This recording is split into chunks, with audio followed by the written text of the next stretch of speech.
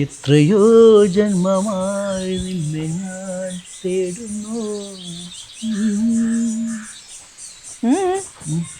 അല്ല അവിടെ അയലോക്കാരാരാ വന്ന പുതിയ? എന്നല്ലേ രാത്രി ശബ്ദമൊക്കെ കേട്ടായിരുന്നു. ആരോ വന്നുണ്ട്. അതല്ലേ? അയ്യോ എന്റെ ഫോൺ എടുക്കാൻ വിട്ടു. നമസ്കാരം.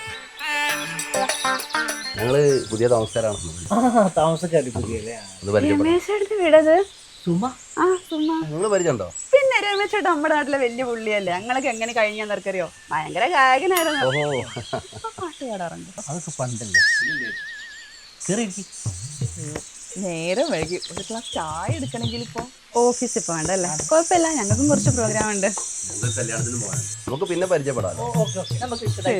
ശരി. നിങ്ങൾ ഒരു പാട്ട് പോലും ഞാൻ കേട്ടിട്ടില്ലല്ലോ. അതൊക്കെ പണ്ടല്ലേ ഗീതേ. ഈ ഒരു മൂളിപ്പാട്ട് പോലും ഇവിടെ വേണ്ട. ഗീത നീ ഒന്നും എടുക്കാൻ പറഞ്ഞില്ലല്ലോ.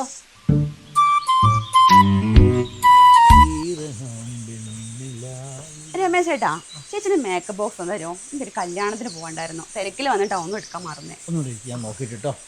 ഇവിടെ നിന്ന് കേട്ടോ. ആ വേഗം വേണേ. രമേശ് ചേട്ടാ കിട്ടിയോ? സുമ ഞാൻ നോക്കുന്നുണ്ട് കേട്ടോ. കിട്ടില്ല രമേശ് ചേട്ടാ, ഞാൻ നോക്കട്ടെ. നോക്കിട്ടോ.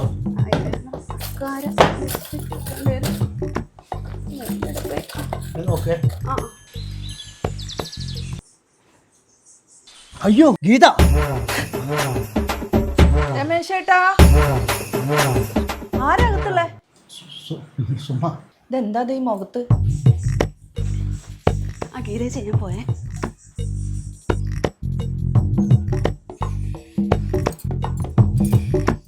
രമേശ് ചേട്ടാ. അല്ല എന്താ അവിടെ ഒരു ഭാവം? അതെ, ഗീതേച്ചിക്ക് രമേശ് ചേട്ടന് ഭയങ്കര സംശയം.